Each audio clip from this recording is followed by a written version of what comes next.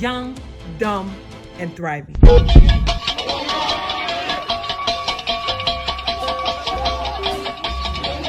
But 100 years later,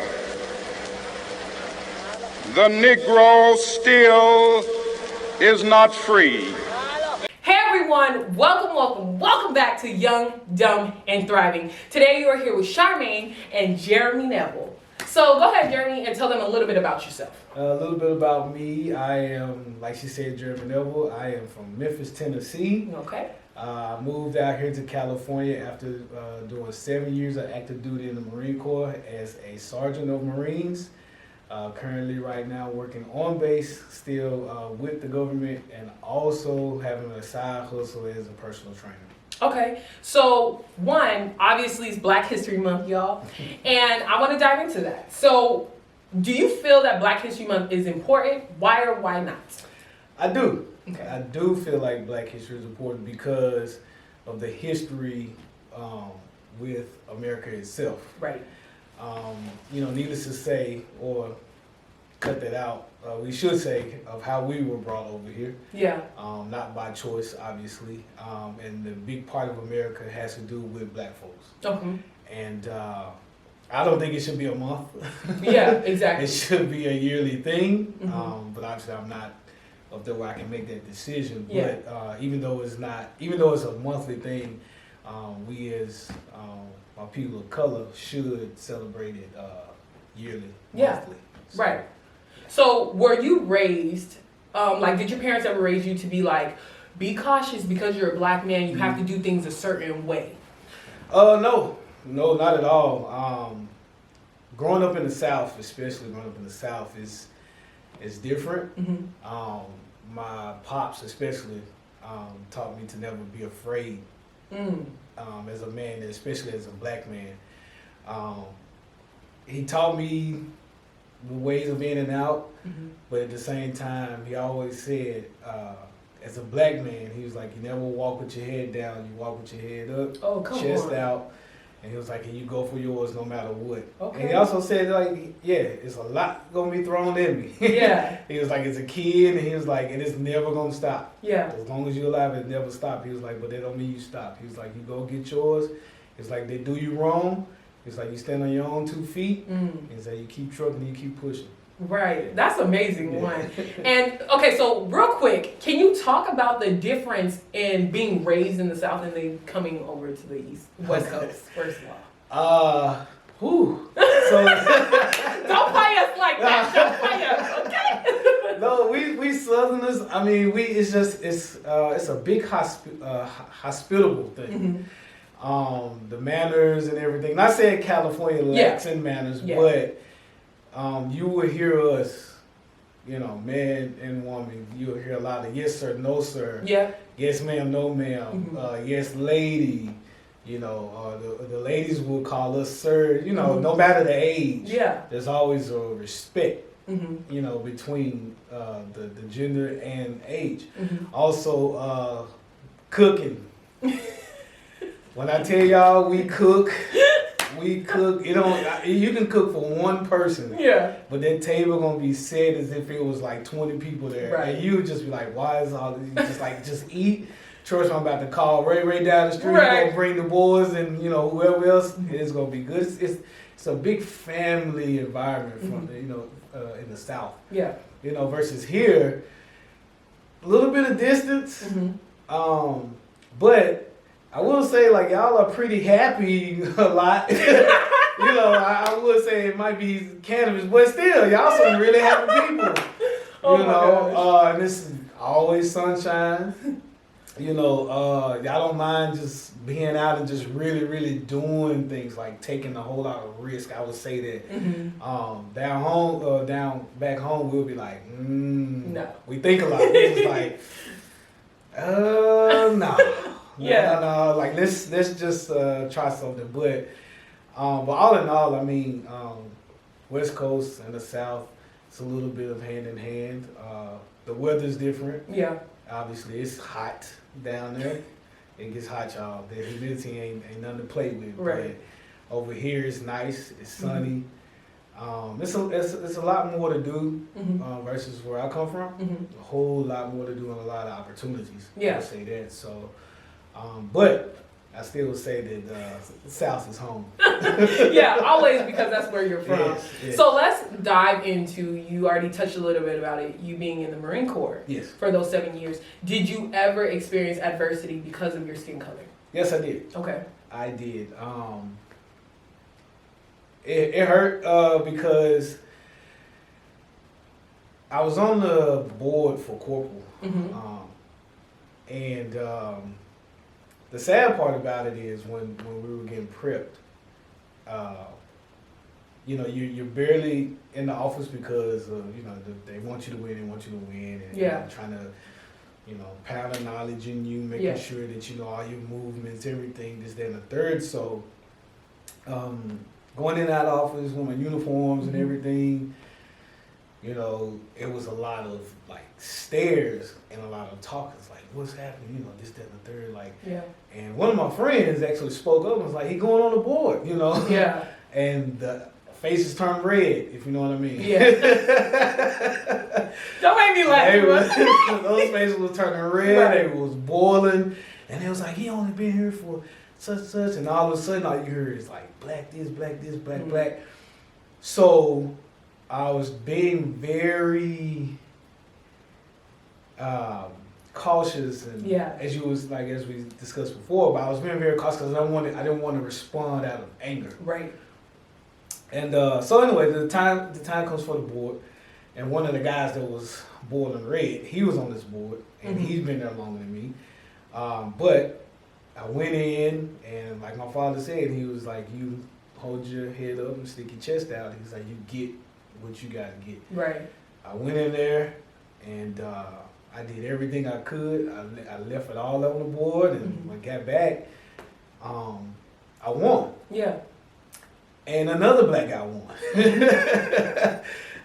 May he rest in peace. But he ended up passing. But and it was like when you saw two black men win, it was like a volcano just erupted in the workplace. Right.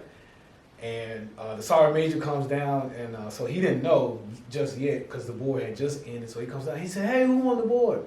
So my staff sergeant was happy, Yeah. He was like, "Oh," it was like Lance Corporal Neville won, and he was like, "All right." And then it was like, that was it. And it was like, "Oh, Desmond Watts won." And it was like, "Oh," he was like, "Okay." He was like, "That's what I'm talking about." He was like, "My administrators and blah blah blah," and all you hear out loud. Well, if I was black, wow, maybe there's they got to meet the numbers for color or whatever. This, that, and the third. So then I finally lost it, which I shouldn't have done. Yeah. I lost my cool in the office, and a lot of words were said. Yeah. And it got quiet. It got really quiet, like you can hear a pin drop. Because they felt the anger, and they, you feel the anger from what they did and how it responded, and also you felt pure anger from one human being. Yeah. And to a certain extent, it wasn't right, but I had to say something. Right. And I left. Yeah. I walked out, and somebody was behind me chasing me, and my staff sergeant said, "Just let him go."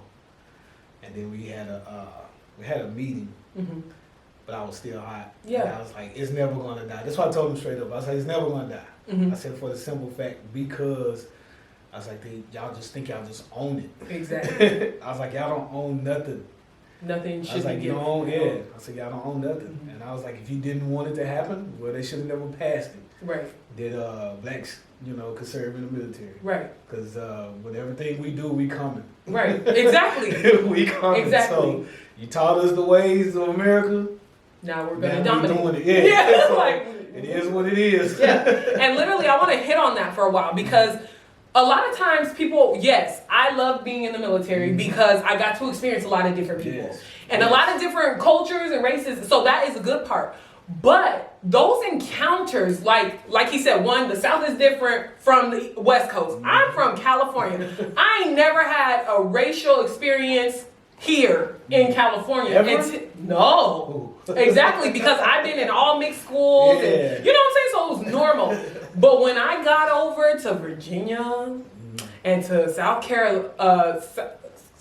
Yeah, there we go. South Carolina. I'm like, where did I freaking go? Okay. Anyway, Paris Island. Look at me forgetting. But anyways, like when I got there, that's when I heard like that black bitch and she's only excelling because she's black. No. Look at what I've done. Let's take color out of it, you know? So I want to talk a little bit about how you felt. Obviously, you said you were angry because you should have been. But how did you feel like, dang, like I ain't even got nobody around to really support me because obviously your family was somewhere else. So how did you get through that?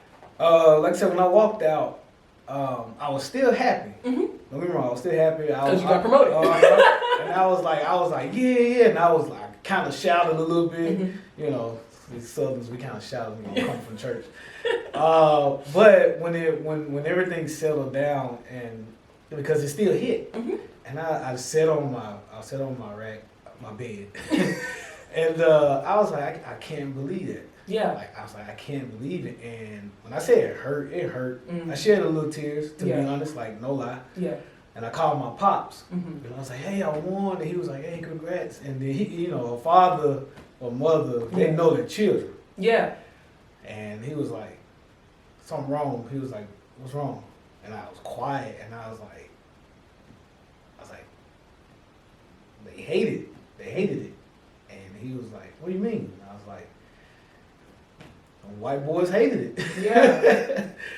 And he was like, please tell me you're like 5. I said, no. I said, but I said some words, and you know, and it was out of anger. I was like, I'm angry. I was like, Pops, I'm angry. I was like, I don't know what to say. I'm just angry. He was like, just stay calm down. He was like, but he was like, this is how you win. Yeah. He was like, you already won. And he was like, you keep winning by not losing. He's like, you don't stoop to the level. He was like, let them say all the words they want. As long as they don't touch you. Right, exactly. He was like, as long as they don't touch you. Yeah.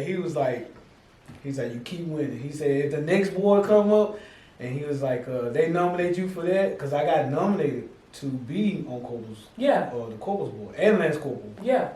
I never put myself up for this. Right. I never even asked the staff officials to do it. Yeah. Right. So that hurts them too. It's just like, they just like, why are they picking them? I was like, you know what? Because I'm the best at what I do. Right. It is what it is. You want to throw color in there? Yeah. I said, because my people, we have a habit of winning. Right. I'll make you put us through some things, we're going to look at you like, oh, you think I came because of color of my skin? All right, bet. Right. So hey, we do it. You know, we do it. We sit up there proud. That we don't. The thing about it, we don't get up and boast like a lot. Like don't get me wrong, we'll let it get to our head. I mean, but we human. Yeah. But we're not standing up there and like, because I'm black. You know, we're just proud. Right. We're proud people. So can you talk a little bit about your transition out of the military? And obviously you're still a civilian, but you're working for the government. Have you ever experienced anything because of your race working for the government? Working for the government, no. Good. The transition itself was unexplainable. Yeah. Because you go from like quick speed, something to do every day. There's something to do every day, every day. There's working, like you're going to work. You're taking care of your Marines. Even off duty, you're taking care of your Marines, or you're doing something related to the military itself. Like when you're in the Marine Corps, military period, there's always something to do. Right. You know, the schedule is always set, you know, from 05 to 18, 19, 20, 100. Right. And, you know, you're looking out for your troop welfare, the whole 9 yards. So time was boiling down, and I got my DD-214. And it hit when I went to the IPAC to sign for it and everything. Yeah. It hit hard. And I sat in my car. And I was like, dang. I was like, I'm out. And I was like, I'm out. Like, oh my God. Yeah. So I was driving back to Memphis. I was on the road. Everything was packed up in my car. I was like, I'm not staying here in California. I gotta go home. Yeah. Home is comfortable. Home is complacent, you know. And my friend called and he was like, "You got your papers?" And I was like, "Yeah." He was like, "Where you at?" I was like, I'm going home to Michigan. I'm staying here. I ain't staying here. I was crying. Yeah. I was like, I'm out of the Marine Corps. I was like, what I'm gonna do? I was like, no. And he was like, no. He was like, don't go. He was like, do not go. Yeah. He was like, you already had a plan. He was like, now let's work on that plan. Yeah. And I was like, but I was like, honestly, what am I going to do? Yeah. He's like, you have a plan. He's like, you want to be a personal trainer, right? Yeah. He's like, you're already training people. He said, now it's just time to become certified. He's Right. like, let's do this. So I had to get humble even more because I had no home. Yeah. I just had a car and clothes. Wow. And money in my bank account. That was it. Slept on this guy's couch for a whole month and a half. And I felt shame, worthless, the whole 9 yards as a grown person can ever feel. Wow. But in time, I had to be thankful because it was another starting point. Yeah. And I made a video on Instagram of the year 2020. I stated that the year of 2020 was my redemption year. Okay. Because I got out of the Marine Corps. Yeah. I got out honorably. Right. I had a great 7 years. Yeah. Like you said, you were able to do something in and everything. And I was blessed to do a whole lot. Yeah. And then there was my down period.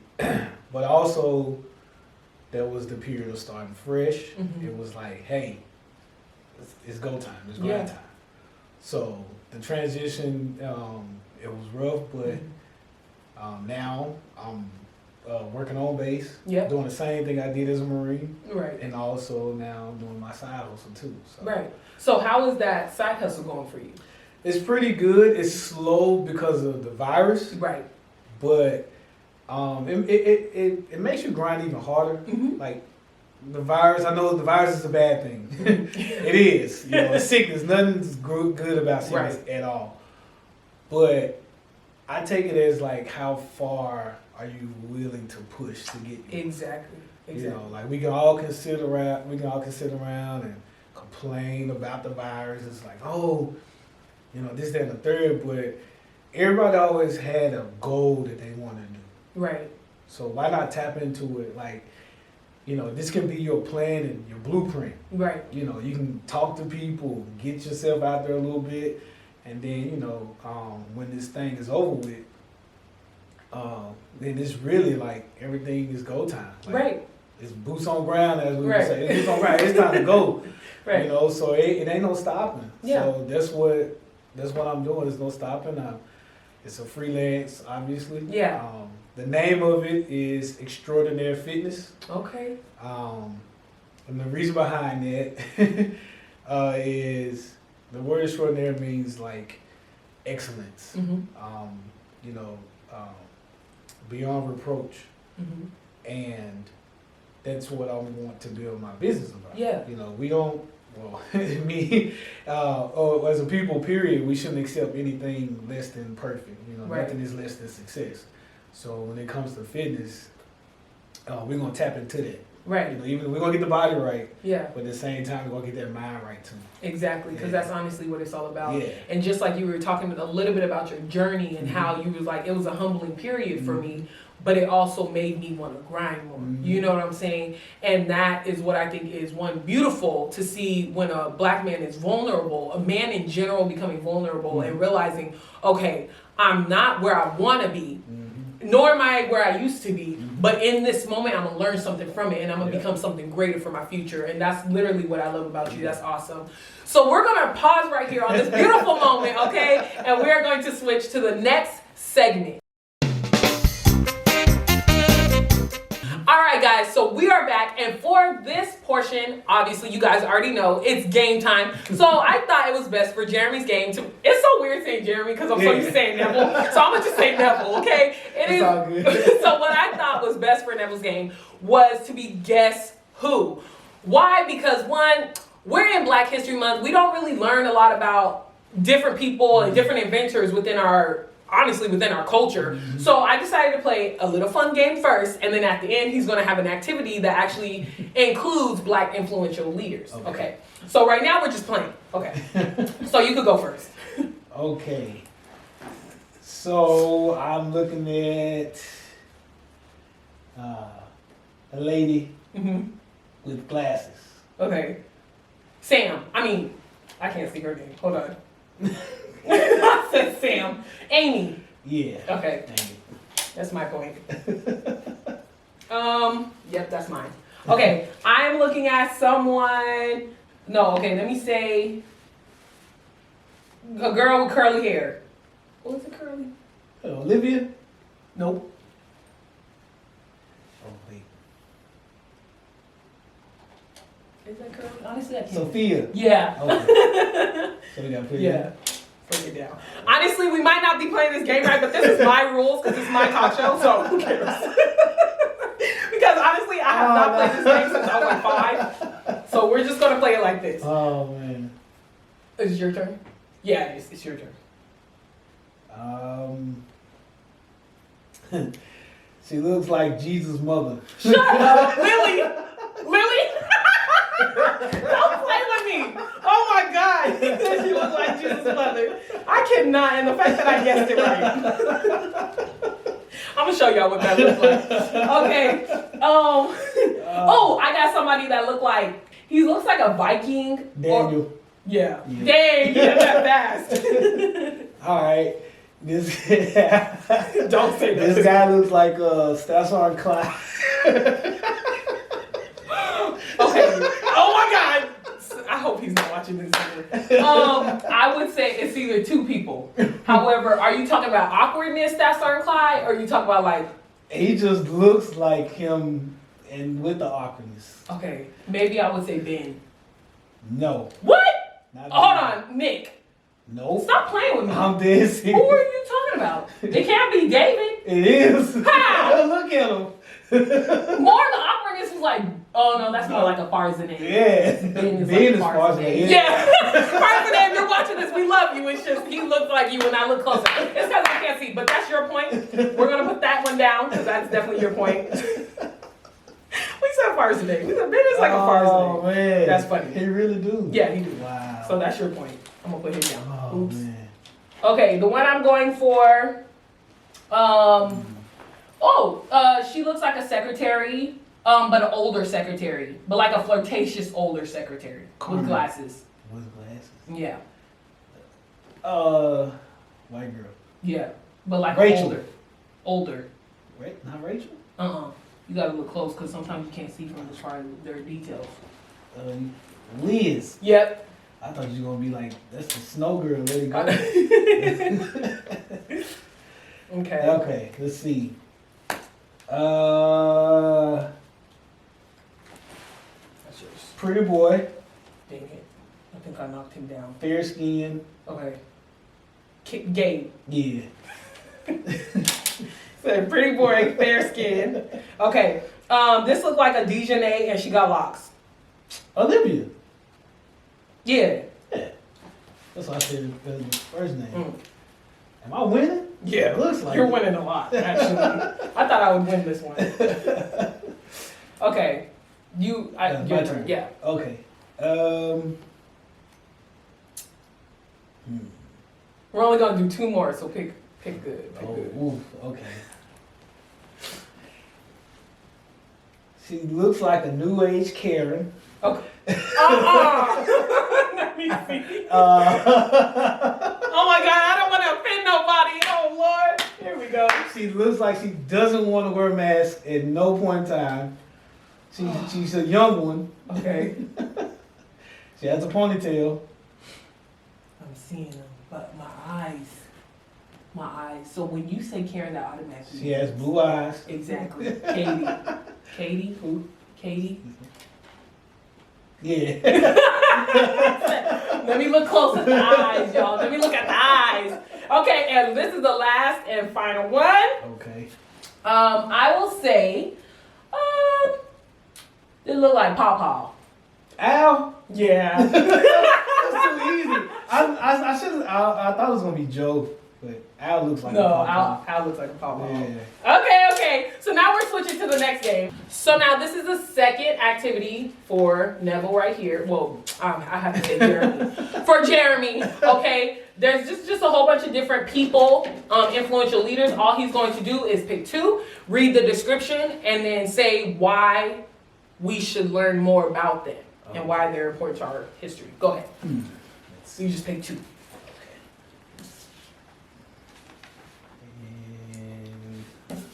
All right. Okay.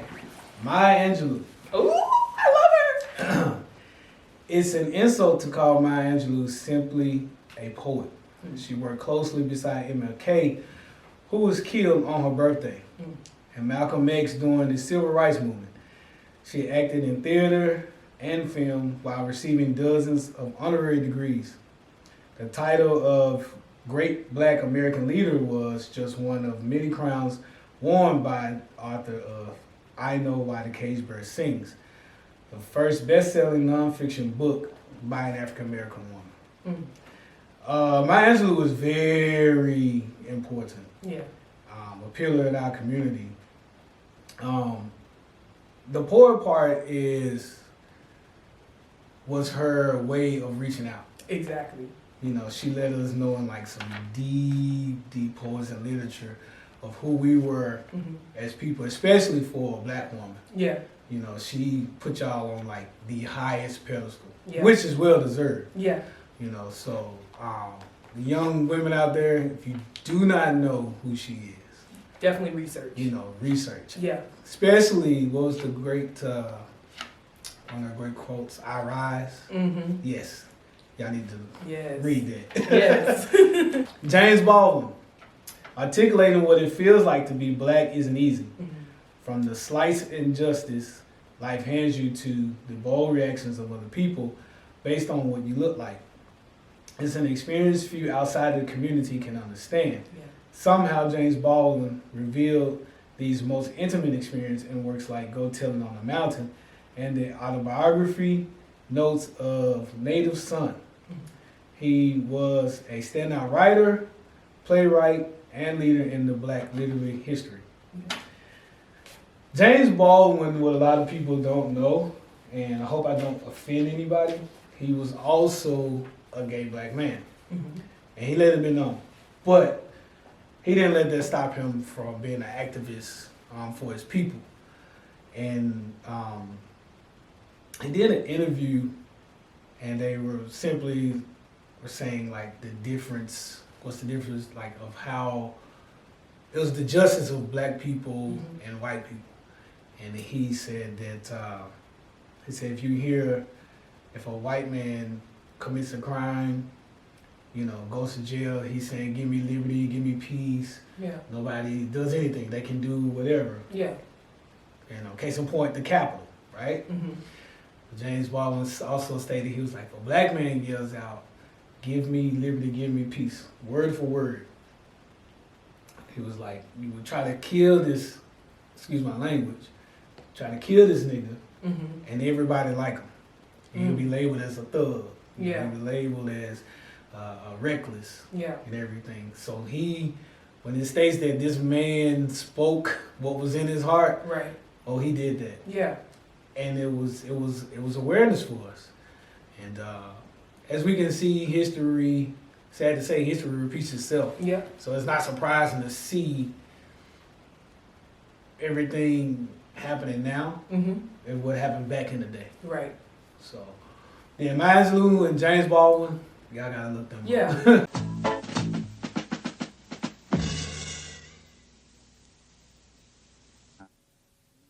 When you leave your house in France and come to the United States, when you leave your adopted home and come to your real home, what kind of response do you have inside yourself?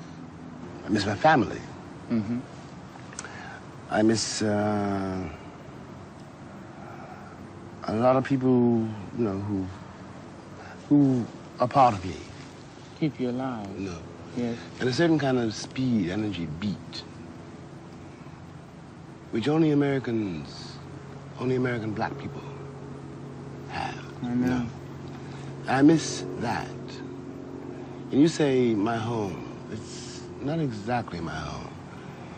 It's a kind of asylum. It's a place where I can work. And that's crazy that you knew more detail than what the paper said. Because honestly, I didn't know James Baldwin. I really didn't. I didn't learn about him in school.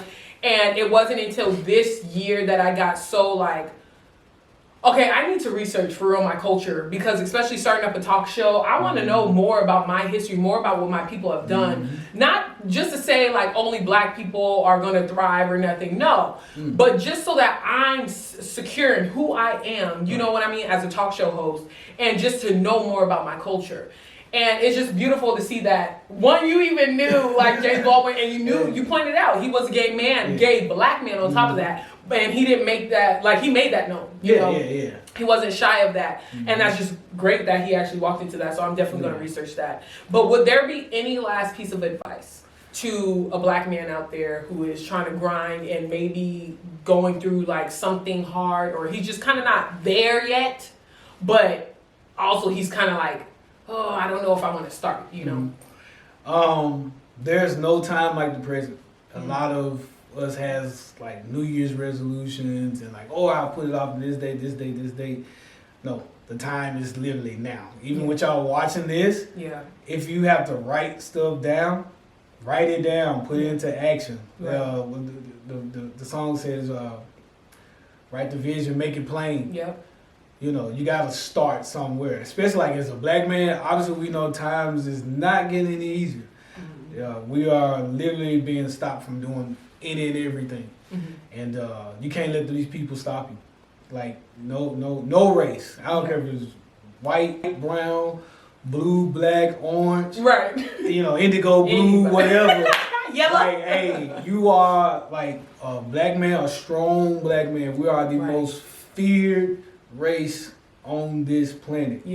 And hey, I say use that fear to your advantage. If they want to fear you, make sure they fear you with education. Make sure they fear your hustle. You know, make sure they fear their grind. Make sure they fear your family, because they gonna look at you like, okay, he got power now. Like, yeah, we've been to have power. It's time for you to step into it. Oh, come on, say that one more time. We've been have power. We've been have power. It's time for you to step into it. Okay. It takes discipline, integrity, and education. Yes. Oh my God. First of all, that's my quote for this segment right there. Okay, we've been have power. It's just time to step into it, because I'm even speaking that over myself right now. Okay, but I just want to thank you so much, Jeremy, for coming on the show and just blessing us, one, with your presence and with your story, and just honestly just being an example of what a strong black man is for real. And I want to say thank you so much to the audience out there for tuning in to another episode of Young, Dumb, and Thriving. I have a dream that one day this nation will rise up and live out the true meaning of its creed. We hold these truths to be self-evident, that all men are created equal. If there is anyone out there who still doubts,